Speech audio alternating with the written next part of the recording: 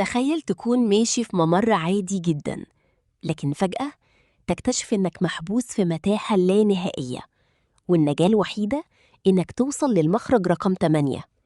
لكن لو تجاهلت أي تفصيلة غريبة حواليك هترجع للبداية من جديد. وده بالظبط اللي حصل في قصة مخرج 8. ما تنساش تعمل لايك واشتراك للقناة. الفيلم بيبدأ بشاب عادي جدا راجع من شغله متأخر بالليل، ينزل محطة المترو ويمشي في ممر هادي وفاضي بشكل مرعب.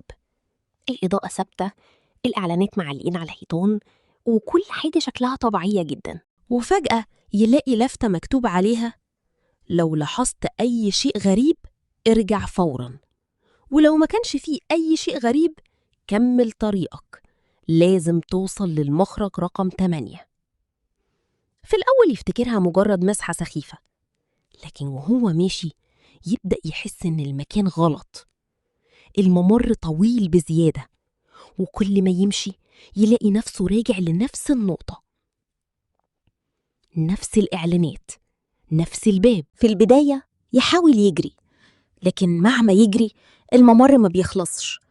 يحاول يفتكر الطريق، لكن المكان كأنه بيتغير لوحده. وبعد شوية يلاحظ أول حاجة غريبة: صورة معلقة على الحائط، كانت لشخص بيبتسم. لكن لما يبص لها مرة تانية فيرجع لورا بسرعة، وفجأة يلاقي رقم جديد ظاهر على الحيطة: 1. يعني هو نجح في أول اختبار.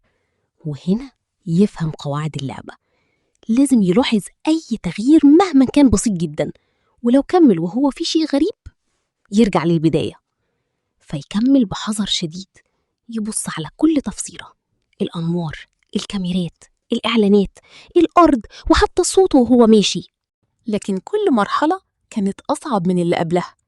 مرة يلاقي باب اتحرك مكانه، مرة رجل الأمن يختفي فجأة، مرة الأنوار تبقى أغمق، وفي مرة مرعبة جدا يبص على عامل المحطة فيلاقي رقبته طويلة بشكل مستحيل. الشاب يتجمد مكانه من الرعب، لكن يحاول يفضل هادي ويرجع بسرعة. وكل مرة ينجح الرقم يزيد: 2، 3، 4. لكن الضغط النفسي يبدأ يدمره، لأنه بقى شاكك في كل حاجة، حتى نفسه. في لحظة يبدأ يسمع صوت خطوات وراه، يبص ما يلاقيش حد. يمشي أسرع، الصوت يقرب أكتر، وفجأة يكتشف إن الممر نفسه بدأ يتغير. الحيطان أضيق، الإضاءة بتطفي وتشتغل، والهواء بقى تقيل، كأن المكان مش عاوزه يخرج. ومع الوقت يبدأ يفقد إحساسه بالواقع. هو بقى له قد إيه هنا؟ ساعات، أيام، ولا أكتر؟ وفي واحدة من أصعب المراحل كل حاجة تبان طبيعية جدا، وده كان المرعب الحقيقي، لأن أي تفصيلة صغيرة ممكن تضيع كل اللي عمله.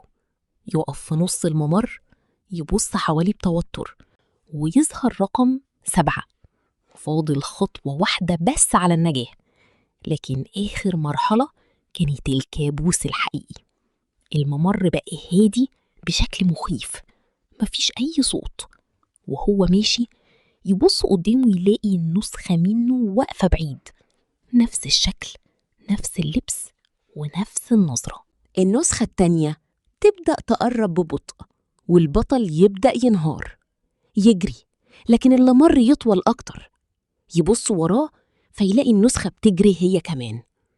وفي آخر لحظة يلاحظ حاجة أخيرة غريبة: ظله هو ما كانش بيتحرك معاه.